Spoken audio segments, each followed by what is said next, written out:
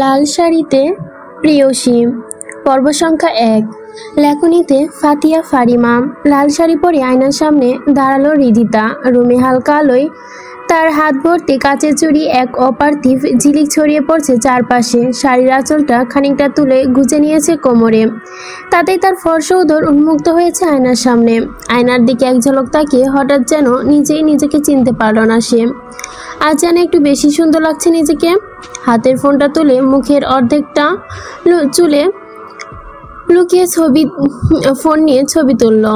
Selfie তোলে আয়নার সামনে দাঁড়িয়েছে। অতঃপর নিজের জায়গা থেকে ঘুরে পিছনে থাকা বান্ধবীদের দিকে তাকায়, মুখে এক চিলতি সংশয়, তবুও চোখে রহস্য।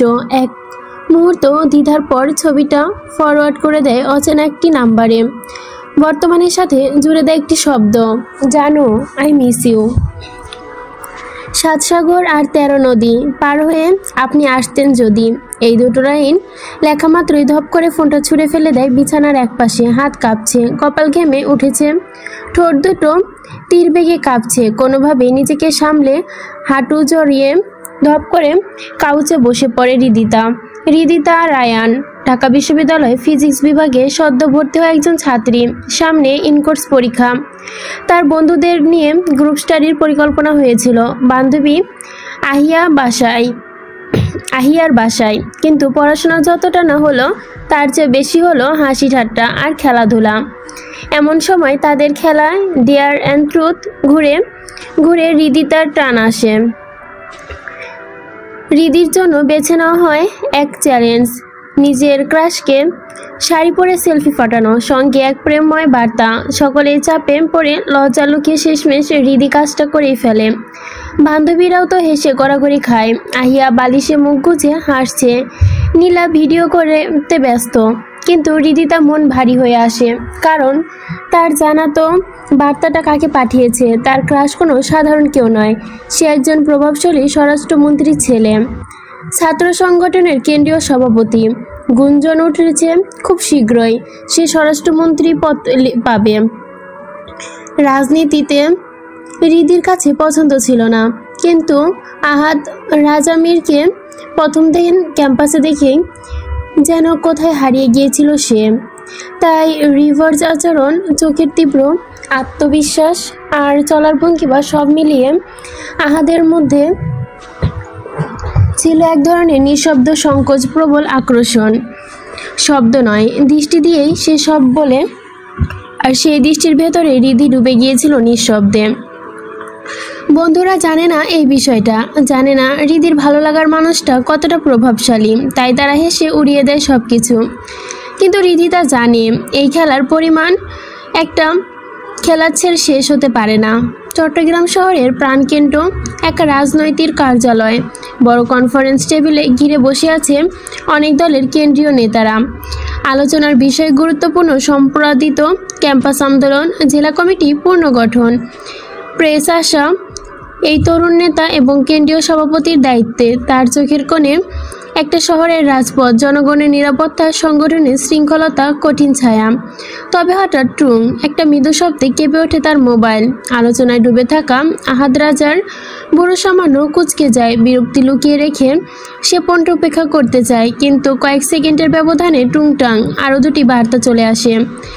এবার আর সহ্য হয় না, সে ফোনটা হাতে নেয়। স্ক্রিনে ভেসে ওঠা একটা অচেনা নাম্বার থেকে আসা ছবি, লাল শাড়ি পরা এক প্রেয়সী আয়নার সামনে দাঁড়িয়ে, শাড়ির আঁচলে আলতো করে বাঁধা, কোমর উন্মুক্ত, উদার শুধু চোখ দুটো দেখা যাচ্ছে, কোমল চোখে এক রহস্যতা। ছবির সাথে লেখা দুটো লাইন, জানো আই মিস ইউ। 7 সাগর আর 13 নদী পার হয়ে আপনি আসতেন যদি। আহাদের চোখে মুহূর্ত স্থির হয়ে যায়। ছবির পেছনের ব্যাকগ্রাউন্ড তার চেনা মনে হয়, একদম নিজের রুম, নিজের বেড, নিজের ড্রেসিং টেবিল, এমনকি সে জানালার পাশের পর্দাটাও। গলাটা আটকে আসে কিছুক্ষণ, হেঁচকে উঠে যায়, গলা খুসখুস করে কয়েকবার কাশি দেয়। সামনে রাখা পানির গ্লাসটা তুলে ঢকঢক করে খেয়ে ফেলে। পাশে বসা তার অ্যাসিস্ট্যান্ট শহীদ একটু ঝুঁকে ভার ফোনে নজর রাখে। এক পলক তাকাতেই আহাদ রাজা ফোনটা ঘুরিয়ে দেয়। শহীদ উঠে বলে, ভাই আপনি কি ঠিক আছেন? আহাদ ধীরে মাথা নাড়ে, একরাশ ভাবনায় ঢেকে যায় চোখ। সে কি ঠিক দেখছে? এটা কি তারই রুম? তার রুমে প্রিয়সীর আগমন ঘটল কোথা থেকে?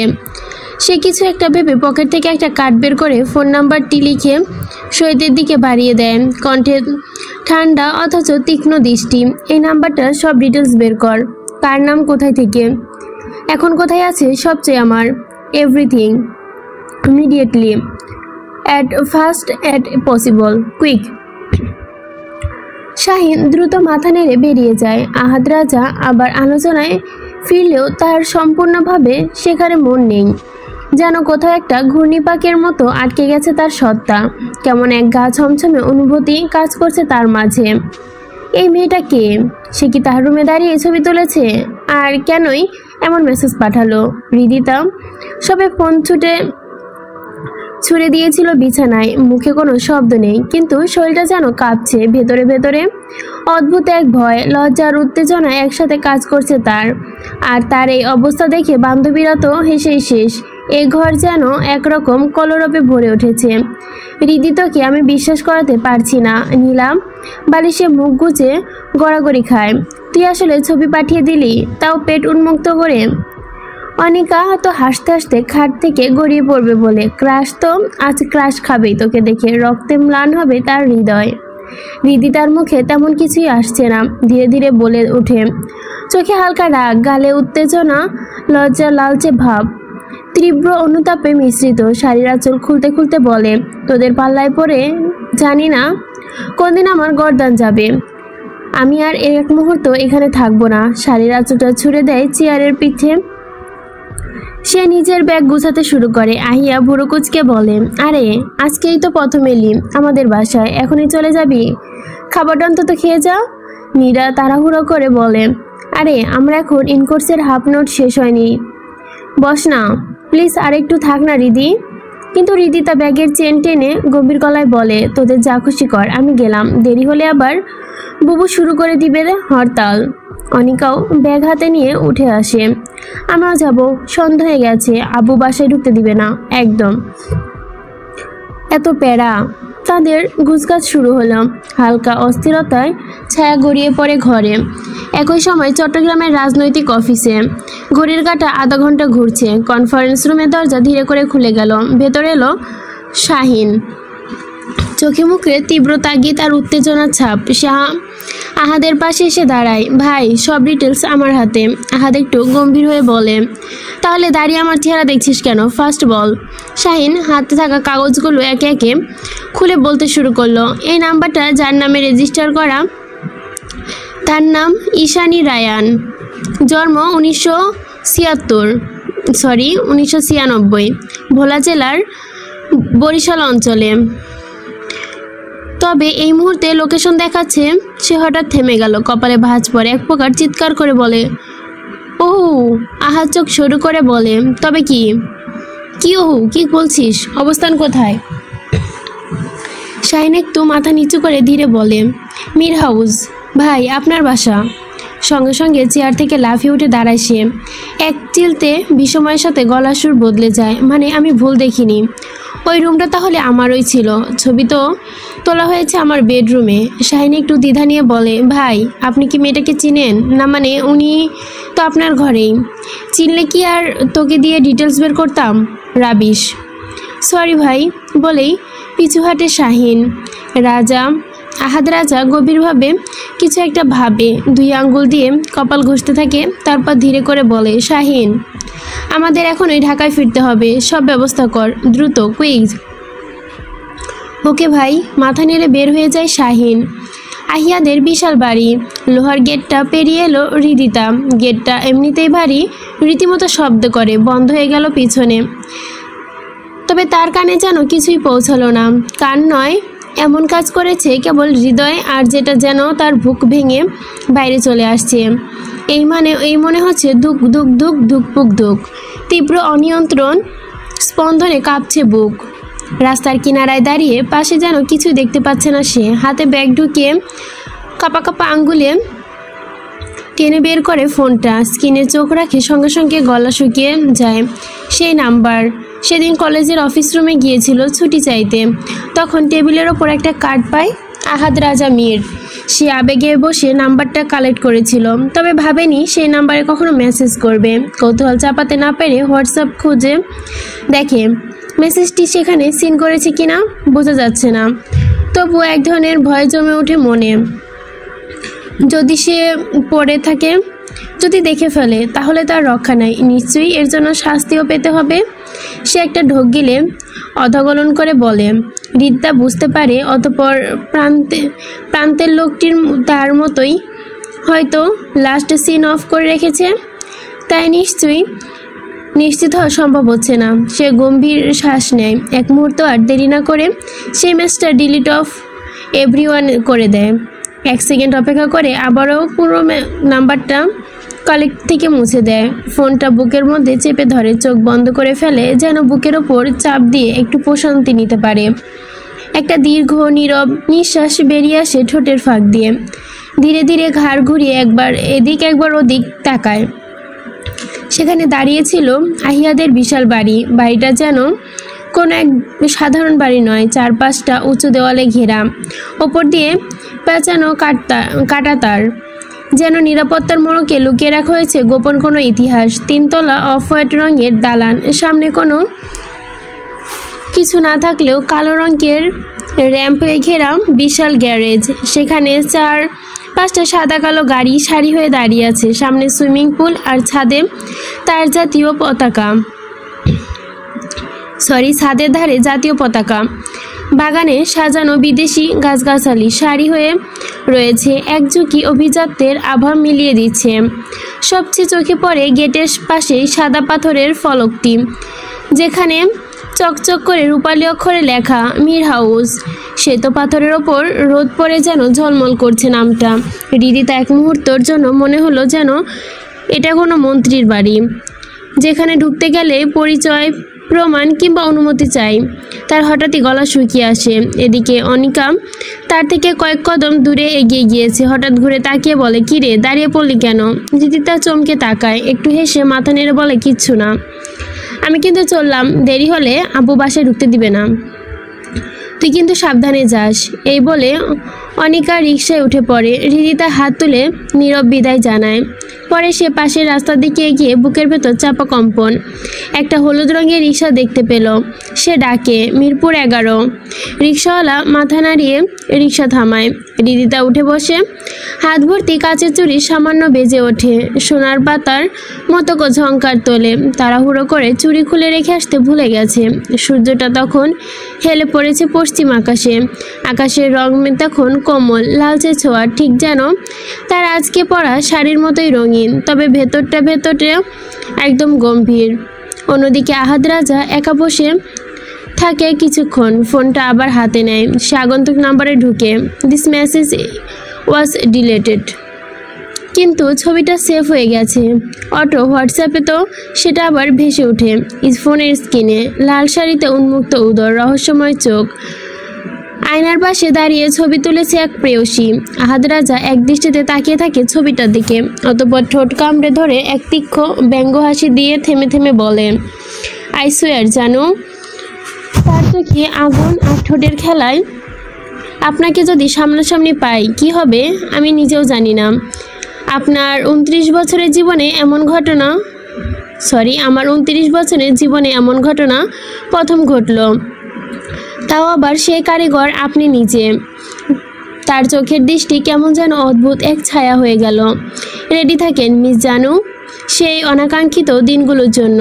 চেয়ার ঠেলে সরিয়ে উঠে দাঁড়ায় সে। তার চলার ভঙ্গিতে দৃঢ়তা, চোখে একধারে প্রতিজ্ঞা। রুমের দরজা খোলা, গম্ভীর মুখে দ্রুত পায়ে আহাত বেরিয়ে পড়ে কনফারেন্স রুমের উদ্দেশ্যে। একদিকে রিকশা চলতে শুরু করে, কিন্তু রিদিতার মনের ভেতর এখনো তোলপাড়। সে মনে মনে দোয়া দরুদ পড়তে থাকে, যেন তার পাঠানো ছবি আর মেসেজ না দেখে। তবুও প্রশ্ন থেকে যায়, সেই ছবি কি সে দেখবে? যদি দেখে তাহলে আর কি? তাহলে তো রিদিতা শেষ। এই ভেবে যেন সে ভয়ে কচমচ হয়ে যায়। চট্টগ্রাম থেকে প্রায় 40 মিনিটের ভেতরে প্রাইভেট বিমান করে ঢাকায় নেমে আসে আহাদ চৌধুরী। বিমান থেকে বাড়ি ফিরতে আরও 15-20 মিনিট লাগে। সময় তখন সন্ধ্যা 7:45। বাড়ির বিশাল গেট দিয়ে একই সাথে ঢোকে 3টা কালো গাড়ি। সামনের গাড়ি দুটো অ্যাসিস্ট্যান্ট নাহিদ আর শাওন, সাথে নিরাপত্তারক্ষী। মাঝখানের গাড়িতে আহাদ রাজা, নিচে তার সাথে বিশ্বস্ত অ্যাসিস্ট্যান্ট শাহিন। পিছনের গাড়িতে তার ব্যক্তিগত গাড়ির দল। কড়া পাহারায় গাড়ির কাচ ভেদ করে ঘরের আলোয় ঝলমল করে চোখ। গাড়ি থমকে ভেতর থেকে নিস্তব্ধতায় নেমে আসে, যেন বাড়ির প্রতিটি ইট পাথর জানে বাড়ি ছেড়ে বাড়ি ফিরছে। আহাদ নামতেই বুকের ভেতর কেমন যেন অজানা অনুভূতি ছড়িয়ে পড়ে। ভেতরে গটগট করে শব্দ তুলে হাঁটতে শুরু করে। ড্রয়িং রুমে ঢুকেই চোখে পড়ে চারপাশের দৃশ্য।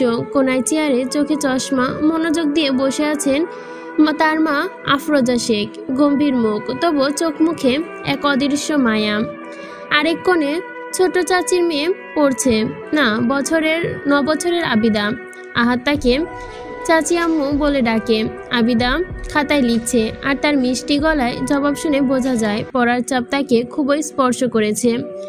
এর মাঝে আদর্শ হয়ে কানে হেডফোন গুঁজে গেম খেলছে চাস্তো ভাই আদিল মির। বয়স 22 পেরিয়েছে, 23 ছুঁই ছুঁই, অথচ বাদরামিতে কোনো দিকেই কম নয়। কোনার আরেক পাশে তার বিদেশি পোষা কুকুরের সাথে খেলা করছে ছোট চাচা আশফাক মির। কালো কুকুরটার নাম সিরিয়াস, বাদরামি কুকুরটার নাম কোকো। আহাদ না চাইতেও চাচাই ওদের যত্ন নেয়, তাই সাথে আহাদের একটা আলাদা বন্ধুত্বপূর্ণ সম্পর্ক। আহাদে এবার দ্রুত সিঁড়ি দিয়ে এগোয় চাচার দিকে। চাচা ডাক দেন, আহাদ, এত তাড়াতাড়ি চলে এলি যে? কোথাও ঝামেলা হলো নাকি? অস্থির দেখাচ্ছে তোকে। আহাদ মাথা নেড়ে ঠান্ডা গলায় বলল, না চাচু, কাজ শেষ, তাই চলে এলাম। তারপর তার মায়ের দিকে এগিয়ে যায়। আহাদ মাথা সোজা করে সালাম দেয়, আসসালামু আলাইকুম আম্মা। আহাদের আম্মা উত্তর নেয়, ওয়ালাইকুম আসসালাম। এত তাড়াহুড়া করছো কেন? কি হয়েছে? আহাদ জোরে করে মুখ শক্ত করে রাখে, কিছু না আম্মা। আরে কিছু না বলে দ্রুত সিঁড়ি বেয়ে উঠে যায় ওপরে, সোজা নিজের রুমে ঢুকে বুকের ভেতর আবারও কেমন যেন অজানা অনুভূতি কাজ করে।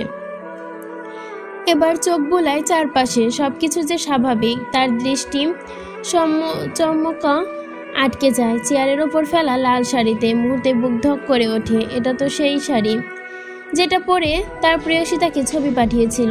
শাড়িটা তাকে হাতে তুলে নিয়ে নিজেকে প্রশ্ন করে, শাড়ি এখনো পরে আছে, তাহলে প্রেয়সী গেল কোথায়? কণ্ঠ হঠাৎই ভারী হয়ে ওঠে। সে উচ্চস্বরে চিৎকার দিয়ে ওঠে, আহিয়া, আহি! দৌড়ে আসে তার ছোট বোন।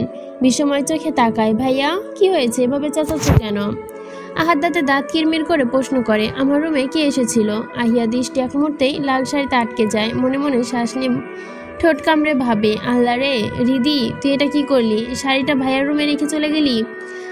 আমাকে ফাঁসিয়ে দিলি। আহাদ আবারও গর্জে ওঠে, কি হলো? কথা বলছিস না কেন? আমার রুমে আসার সাহস হলো কি করে? আহিয়া তড়িঘড়ি করে বলে, সরি ভাইয়া, আসলে আমার ফ্রেন্ডরা মিলে গ্রুপ স্টাডি করছিলাম। তোমার রুম বড়, তাই এখানেই। আহাদ বুড়ো কুচকে শাড়ির দিকে তাকায়। Group study? শাড়ি পরে? আহিয়া তলে তলে, না মানে পড়া শেষ করে একটু মজা করে শাড়ি পরেছিল আমার এক ফ্রেন্ড। এখন কোথায় সেই ফ্রেন্ড? ওরা তো সবাই চলে গেছে। বাসা কোথায়? অ্যাড্রেস দে কুইক। আহিয়ার চোখে ভয়, কেন? এখন ওদেরকে কি তোমার রুমে আসার জন্য শাস্তি দিবে? আহাদের কণ্ঠে বরফের মতো ঠান্ডা। যদি তুই একা একা সব শাস্তি নিতে পারিস, তাহলে কষ্ট করে ওদের খুঁজবো কেন? না দিচ্ছি।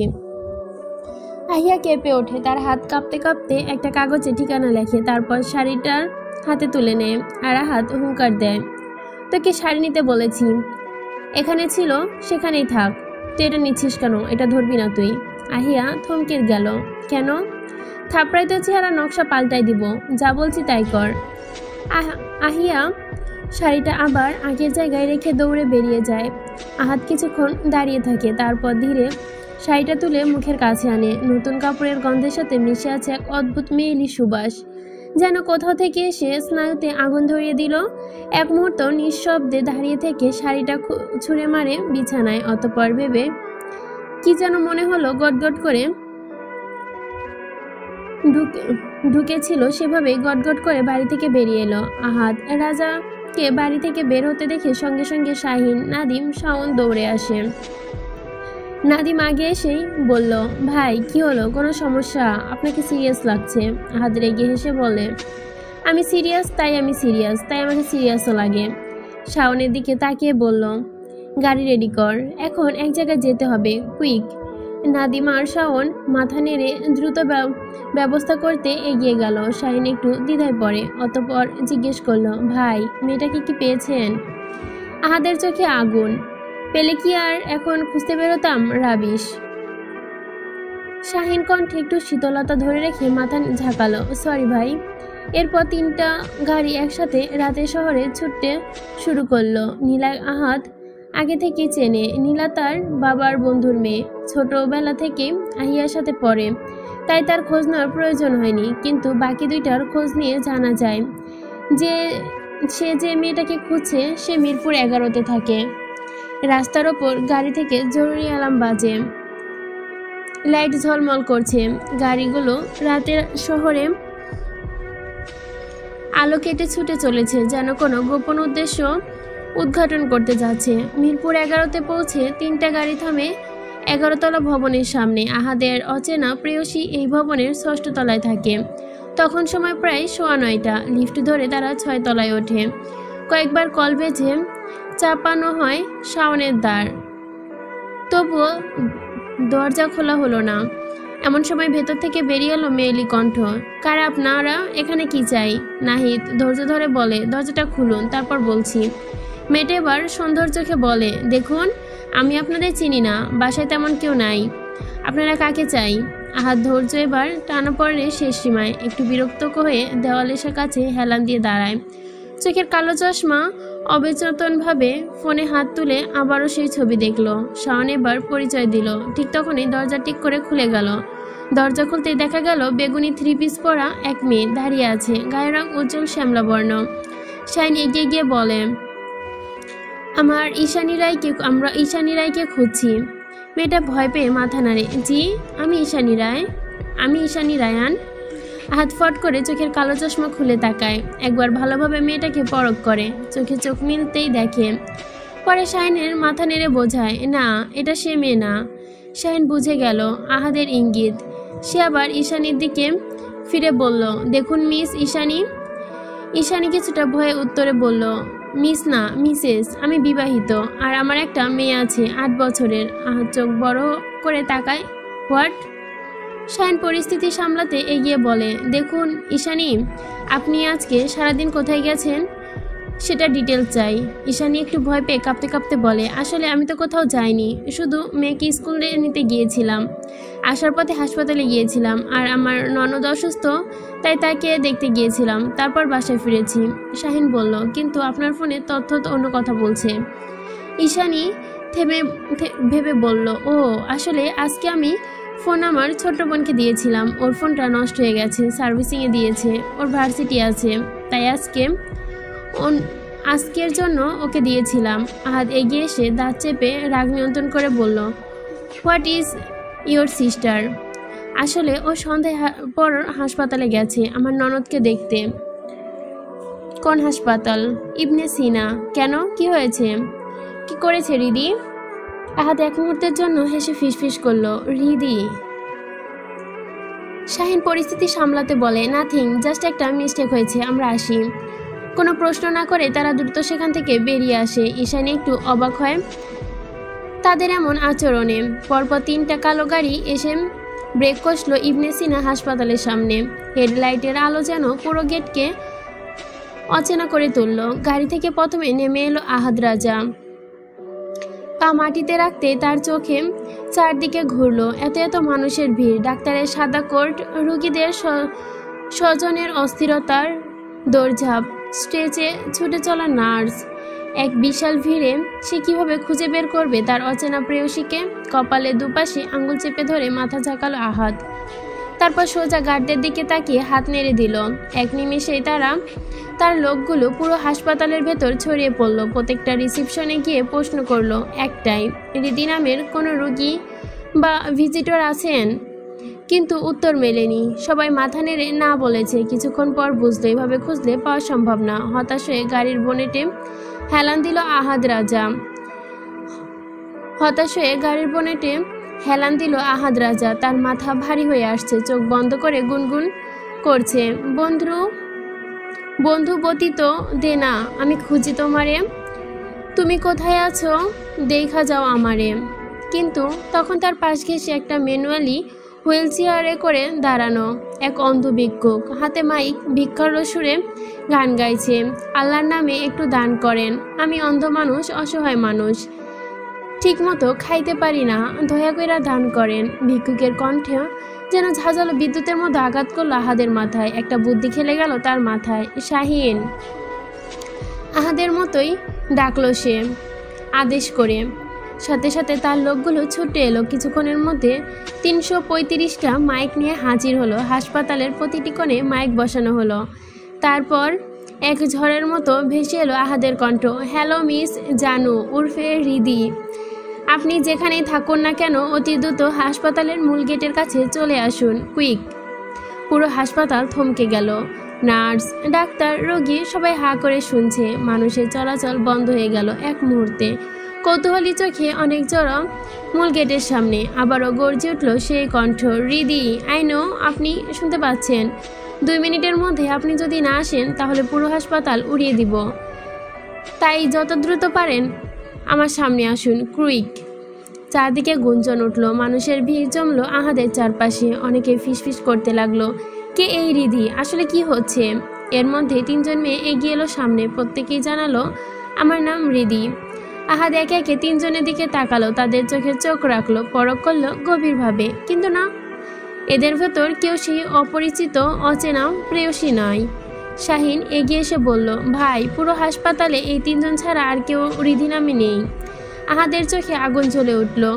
ওই ঈশানী মেয়েটা বলেছিল তার বোন এখানে এসেছে, তাহলে এর মধ্যে হাওয়া হয়ে গেল কিভাবে? নাহিদ নিচু গলায় বলল, ভাই, আমার মনে হয় আমরা আসার আগে উনি চলে গেছে। শাহিনও সায় দিল, আমারও তাই মনে হয়। আহাদ গর্জে উঠল, শাহিন আমাকে জোকার মনে হয়? শাহিন প্রথমে ভয় পেয়ে বলল, হ্যাঁ ভাই। তারপর জিভ কামড় দিয়ে সংশয় করে বলল, না ভাই। আহাদ চোখ রাঙিয়ে বলল, আমার সাথে ফান করছিস? না ভাই, আমি ফান করতেছি না। শাহিন। আহাদ হুঙ্কার ছাড়ল, থাপড়াইয়া তোর চেহারা নকশা পাল্টাই দিব, এখান থেকে আমার সামনে থেকে দূর হ, কুইক। শাহিন মাথা নিচু করে চলে যেতে উদ্যত হলো, কিন্তু আহাদ আবার গর্জে উঠল, আমি বলছি বলেই চলে যাবি? শাহিন অসহায় হয়ে দাঁড়িয়ে পড়ল, কি করবে বুঝে উঠতে পারছিল না। আহাদ আবারও রেগে বলে, এই যা তো, যা, আমার সহ্য হচ্ছে না তোদের, একটাকেও সহ্য হচ্ছে না, একটাও কাজের না, সব কয়টা উইডলেস। তার কথাগুলো নীরব হয়ে দাঁড়িয়ে রইল, কেউ এক পাও নড়ল না। শেষমেশ আহাদের ধৈর্য শেষ হলো। সে প্রচণ্ড রাগে গাড়িতে উঠে বসে, ইঞ্জিনে গর্জন তুলে তার ফেলে রেখে একই বেরিয়ে গেল হাসপাতালের সামনে থেকে। তার লোকেরা নিঃশব্দে দাঁড়িয়ে শুধু একে অপরের দিকে অসহায় দৃষ্টিতে তাকিয়ে রইল।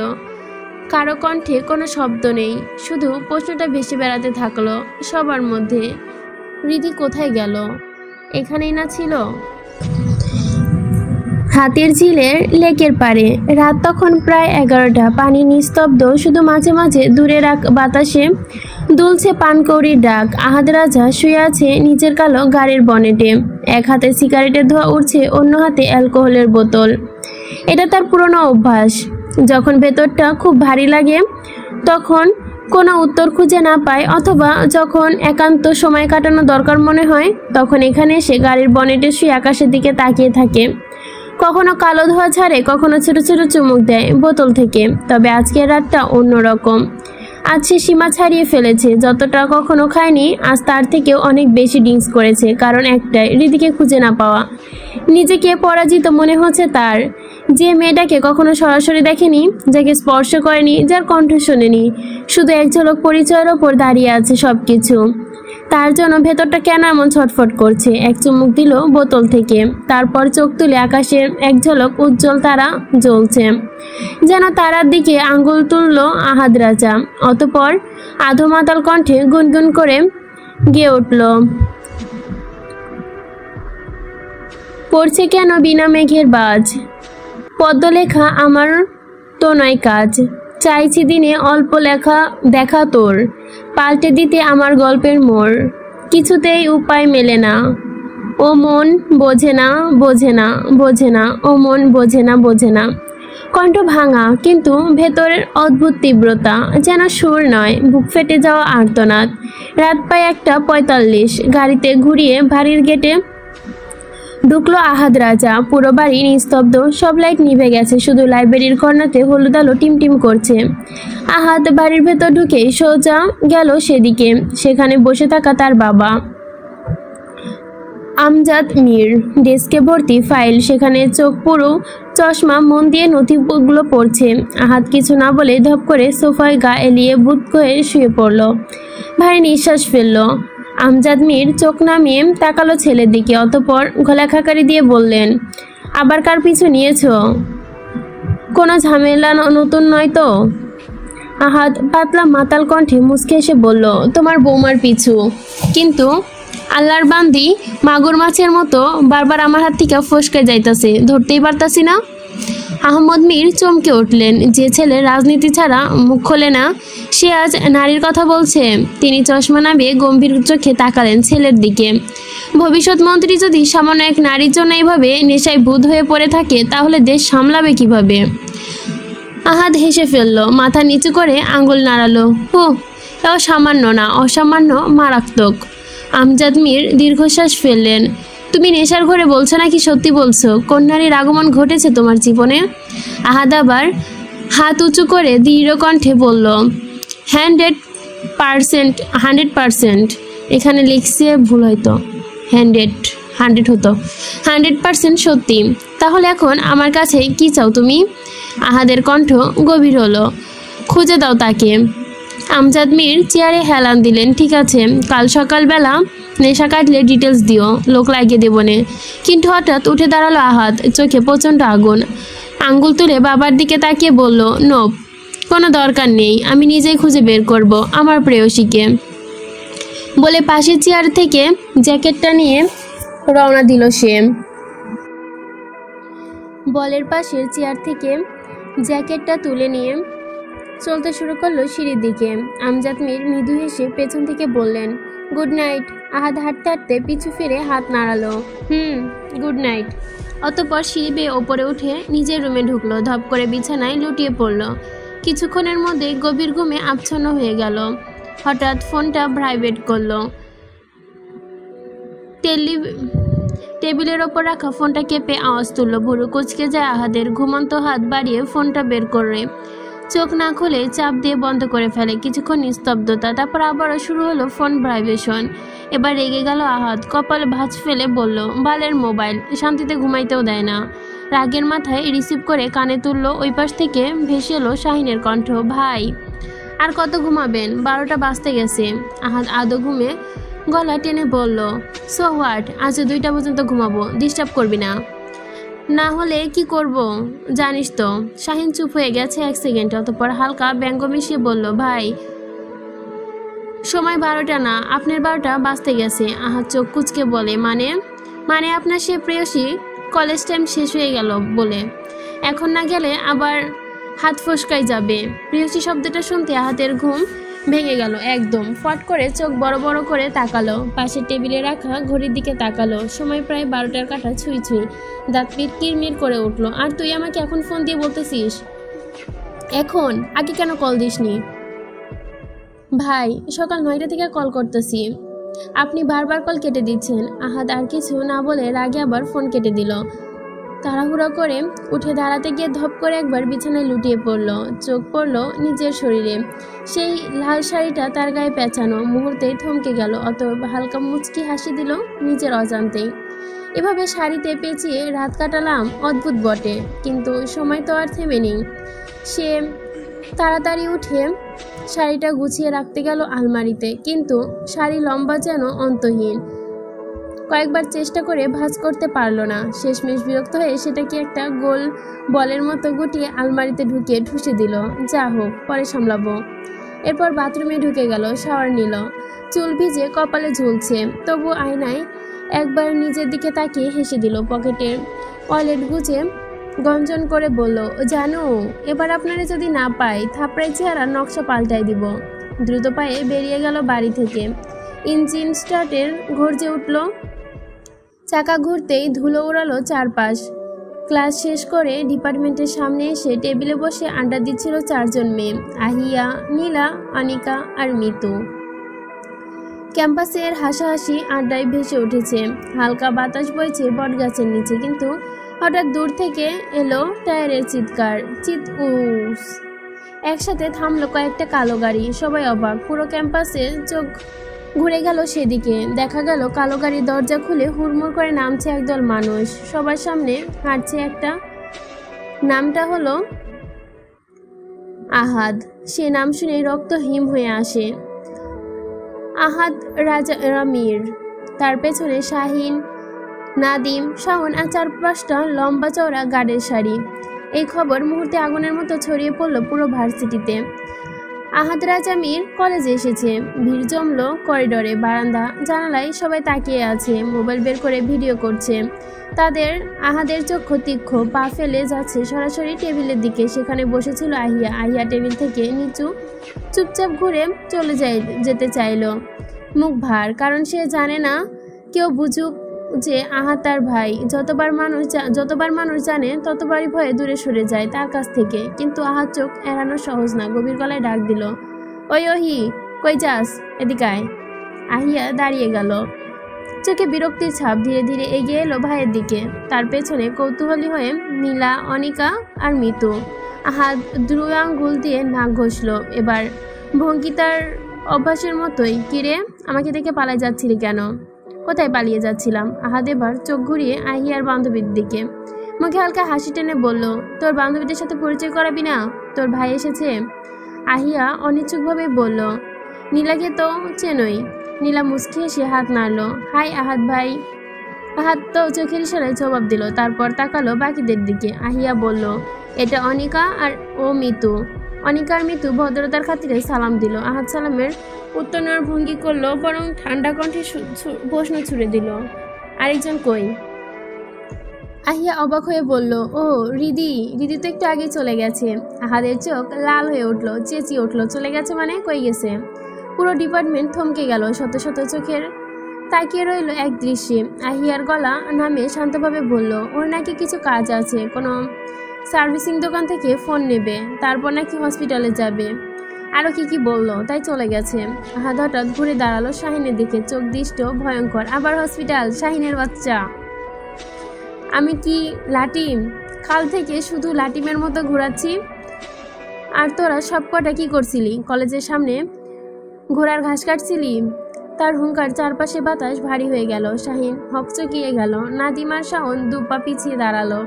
শাহিনকে সামনে রেখে দিল সিংহের সামনে, হরিণের মতো। আহাদ দাঁত কিরমির করে বলল, আমার মন চাইতেছে এখন। শাহিন গলা কাঁপিয়ে জিজ্ঞেস করলো, কি চাই ভাই? আপনার মন। আহাদ হঠাৎ ঠোঁটের হালকা হাসি ফুটলো। শাহিনের ঘাড়ে হাত রেখে বলল, আইসক্রিম খেতে মন চাইতেছে, চল আইসক্রিম খেয়ে আসি।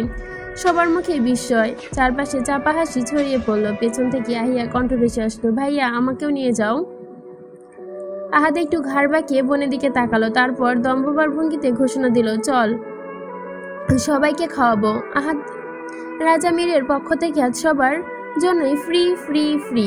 পুরো ক্যাম্পাস যেন এক মুহূর্তেই বাজ পড়ল। কিন্তু আহাদের দলের লোকেরা যারা ভেতরে ভেতরে কাঁপছে, তারা বোঝে ভাই হঠাৎ খুশি হলে তার পেছনে লুকিয়ে থাকা বড় ঝড়ের আগমন। ভার্সিটির গেট পেরিয়ে রাস্তার অপর পাশে এক বিশাল আইসক্রিমের পার্লার, যেখানে ভেতরে এক কোণে বসেছে আহিয়া, নীলা, অনিকা আর মিতু। সবার হাতে ঠান্ডা ঠান্ডা কাপের আইসক্রিম হালকা রোদে ঝলমল করছে। সে কাপের রঙিন স্ক্রুগুলো। আহিয়া ধীর সুস্থে খাচ্ছে, নীলা কিছুক্ষণ চুপচাপ, কিন্তু অনিকা আর মিতু চোখ ঘুরিয়ে ঘুরিয়ে তাকাচ্ছে টেবিলের দিকে, যেখানে বসে আছে আহাদ রাজামির। অন্য সবার মতো সাধারণ নয়, বরং উঠে বসেছে পুরো টেবিলের ওপর, খুব মনোযোগ দিয়ে আইসক্রিম খাচ্ছে, যেন পৃথিবীর সবচেয়ে গুরুত্বপূর্ণ কাজ হচ্ছে এখন আইসক্রিম খাওয়া। তার সামনে দাঁড়িয়ে আছে 3 জন, শাহিন, নাদিম আর শাওন। তারা দাঁড়িয়ে আছে ঠকঠক করে কাঁপছে, কারণ তাদের শাস্তি হিসেবে বিশাল বিশাল বরফের দণ্ডের ওপর খালি পায়ে করিয়ে রাখা হয়েছে হাতে ধরা ঠান্ডা আইসক্রিম। পাশে দাঁড়িয়ে আছে গাড়িরা, সবাই চুপচাপ, সাথে একটা ভয়ের খেলা নয়, শাস্তি। আহাদ মাথা নিচু করে তাকালো তাদের দিকে, ঠোঁটে অদ্ভুত হাসি ফুটলো। কি হলো, খাচ্ছিস না কেন? খা, যতক্ষণ না এই বরফ গলবে ততক্ষণ পর্যন্ত আইসক্রিম খেতে হবে। শাহিন, নাদিম আর শাওন ঠোঁটে নীল হয়ে যাচ্ছে ঠান্ডায়, কিন্তু কিছু বলার সাহস নেই কারো। বরফ গলতে শুরু করেছে ধীরে ধীরে। বরফের শরীরে কাঁপুনি ততই বাড়ছে। অনিকা ভয়ে ফিসফিস করে বলল, এই আহিয়া, তোর ভাইয়া তো নির্দয় কেন? কোনো মায়া দয়া নেই নাকি? এইটা তো শুধু টেইলার, এর চেয়েও ভয়ঙ্কর শাস্তি পেয়েছে ওরা বহুবার। অনিকার মিতু একে অপরের দিকে তাকালো, চোখন ভয়, অবিশ্বাস। তারা জানতো আহাদের রাজা নাম, তার দাপটের গল্প, কিন্তু এতটা নির্মমতার সামনে প্রথমেই দেখল। নীলা কিন্তু চুপ, সে অনেক কিছুই জানে। আহাদের ভেতরের অন্ধকার দিকগুলোর সাথে সে পরিচিত। তারা এদিকে আহাদকে কোনো কিছুর পরোয়া না করে আস্তে আস্তে নিজেদের আইসক্রিম খেতে যাচ্ছে। তার ঠোঁটের কোণে ভেসে উঠেছে রহস্যময় হাসি। সবার মনে তখন এক প্রশ্ন, এ কি শুধু খেলা নাকি ঝড় আসছে আরও বড়? পরের দিন সকালবেলা আয়নার সামনে দাঁড়িয়ে তড়িঘড়ি করে ওড়না মাথায় পেঁচিয়ে নিল হৃদিতা। আজ তার পরনে নেভি ব্লু আর ব্ল্যাক কম্বিনেশনের কুর্তি পায়জামা, ঠোঁটে হালকা লিপ গ্লাস, চোখের সামনে সাজসজ্জা নেই, তবুও তার ভেতর অদ্ভুত এক দৃপ্তি। ব্যাগটা কাঁধে নিয়ে জুতা পরতে পরতে বলে, বুবু আমি গেলাম কিন্তু। ঈশানী রুম থেকে বের হয়ে গম্ভীর গলায় বলল, কই যাস? না খেয়ে? টেবিলে সব রাখা আছে, খেয়ে যা। খাবো না, এখন ইচ্ছে নেই, তাছাড়া অলরেডি 9টা বাজে, সময় নেই। ঈশানী রেগে গেল, মুহূর্তেই চেঁচিয়ে বলল, দেওয়ালের মতো একটা টাক দিব তোরে আমি। ঠিক মতো খায় না, দেয় না কিছু না। মাসে 30 দিনের মধ্যে 15 দিন বেউসিয়া পইরা থাকে। আবুকে কল দিব, তোরে যেন নিয়ে যায়, আমার কাছে থাকা লাগবে না। কথাগুলো শেষ হওয়ার আগেই হৃদিতা চুপচাপ দরজা থেকে বেরিয়ে গেল। ঈশানী রেগে ডাকলো, হৃদি। ডিপার্টমেন্টের করিডোর ধরে হাঁটছে হৃদিতা আর অনিকা। দুজনের বন্ধুত্ব অনেক দিনের চেয়েও আলাদা। তারা দুজন একটু বেশি ঘনিষ্ঠ, কারণ দুজনেই মধ্যবিত্ত পরিবার থেকে আসা। অনিকার বাবা নেভি অফিসার, ছোট্ট পরিবার, এক ভাই এক বোন। আর হৃদির পরিবারে বড় 4 ভাই বোন, বড় ভাই ইব্রাহিম আর ঈশানী, এরপর সে নিজে, তার আর ছোট বোন রাইসা। তার বাবা একজন শিক্ষক, মা গৃহিণী। তার পুরো পরিবার গ্রামে থাকে, আর সে তার বোনের সাথে থাকে পড়াশোনার খাতিরে। আহিয়া আর নীলার সাথে তাদের বন্ধুত্ব আছে, তবে উচ্চবিত্ত আর মধ্যবিত্তের অদৃশ্য দেওয়াল সবসময় অনুভব করে। কথা বলতে বলতে তারা পৌঁছালো ক্লাসরুমের কাছে। হঠাৎ তারা খেয়াল করলো দরজার সামনে অদ্ভুত ভিড়, সবাই মুখ চাপা গুঞ্জন। কিরে, কি হয়েছে, এত ভিড় কিসের? মিতুর সাথে দেখা করতে হৃদি জিজ্ঞেস করলো। মিতু হালকা ফিসফিস করে বলল, শুনিস নাই, আজ নাকি নাম ধরে ধরে ক্লাসে ঢুকাচ্ছে। হৃদি অবাক হয়ে গেল, কেন? আমরা আবার কি নতুন নাকি? নাম শুনে কেন ঢুকাতে হবে? অনিকা হালকা বিরক্ত নিয়ে বলল, একদম ঠিক বলছে। এটা আবার কোন নিয়ম? আগে তো কখন এমন করেনি। ধীরে ধীরে ভিড় কমতে লাগলো। তারা এগিয়ে গেল সামনে। সেই মুহূর্তে হৃদির চোখ হঠাৎ স্থির হয়ে গেল। ক্লাসরুমের দরজায় হেলান দিয়ে দাঁড়িয়ে আছে আহাদ রাজা মীর। চেহারা এক ধরনের অদ্ভুত শান্তি, কিন্তু সেই শান্তি যেন ঝড়ের আগেই গভীর নীরবতা। মাঝারি উচ্চতার গড়ন, গায়ের রং হালকা উজ্জ্বল শ্যামলা, একটা নরম দীপ্তিময় উজ্জ্বল মাঝারি ঢোক, দৃষ্টি কেড়ে নেওয়ার মতো।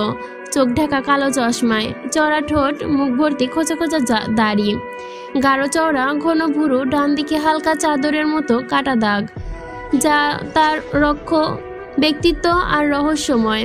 গায়ে ব্ল্যাক শার্টের ওপর ধূসর রঙের ব্লেজার, এক হাতে পকেট, অন্য হাতে মোবাইল, কিছু একটা টাইপ করছে। হৃদির বুকের ভেতর ধক করে উঠল। প্রথমবার সে দেখেছিল সেদিন পাঞ্জাবি পায়জামা পরা ছিল, কয়েকবার গোপনেও দেখা হয়েছিল, কিন্তু আজ আবার এভাবে সরাসরি চোখের সামনে দাঁড়িয়ে। হৃদিতা সেখানে নিজের নিঃশ্বাস হারিয়ে ফেলল। মুহূর্তে মনে পড়ে গেল সেই মেসেজের কথা। যদি আজ সে চিনে ফেলে, যদি বুঝে যায় সব কিছু। হঠাৎ দুপা পিছিয়ে গেল হৃদি। মনে হলো ঘুরে চলে যাওয়া ছাড়ার উপায় নেই, কিন্তু অনিকা হাত টেনে ধরলো। কই যাস? ক্লাস করবি না? হ্যাঁ। শাহিন নাম ধরে রেখে ভেতরে ঢোকাচ্ছে সবাইকে। প্রথমে অনিকা নিজের নাম বলল, শান্তভাবে ভেতরে ঢুকে গেল। এরপর হৃদির পালা। শাহিন তাকে জিজ্ঞেস করলো, নাম? গলা শুকিয়ে এলো। তবুও হৃদিতা বলল, হৃদিতা। এই মুহূর্তেই ভেতরের বাতাসটা জমাট বাঁধল। হাত ফট করে চশমা খুলে ফেলল। চোখের আগুন আর অচেনা উন্মাদনা। ঠোঁট থেকে বেরিয়ে এলো সেই শব্দ, মিস জানু। হৃদিতা মুহূর্তেই চমকে তাকালো। সারা শরীর যেন বরফের ন্যায় জমে গেছে। কিন্তু নিজের সামনে নিজের কড়া স্বরে বলল, না, আমার নাম হৃদিতা রায়ান। আহাত চোখ রাঙিয়ে বলল, মিস জানু। হৃদি এবার রাগ সামলাতে পারল না। আপনি কি কানে কম শোনেন? আমি বলেছি হৃদিতা। রয় আকারে রি, দয় শিকারে দি, তয় আকারে তা, হৃদিতা। আমার নাম হলো হৃদিতা। আহাদের রাগের মুহূর্ত চরমে পৌঁছালো। এক ঝটকায় হাত বাড়িয়ে শক্ত করে ধরে ফেলল হৃদিতার হাত। সবার চোখ বড় বড় হয়ে গেল। আহাদ গর্জে উঠল, শাহিন, 2 মিনিট, জাস্ট 2 মিনিটের মধ্যেই ক্লাসরুম ফাঁকা চাই, কুইক। শাহিন, নাদিম, শাওন তাদের মুখ সাদা হয়ে গেল। গার্ডের সাথে সাথে নড়ে চড়ে উঠল। ছাত্রছাত্রী সবাই ভয়ে তাড়াহুড়ো করে বের হয়ে যাচ্ছে। ক্লাসরুম একেবারে নিস্তব্ধ হয়ে গেল। শুধু দাঁড়িয়ে রইল আহাদ আর হৃদিতা, দুজনের চোখে চোখ, আর চারপাশের বাতাসে এক অদ্ভুত ঘন উত্তেজনা।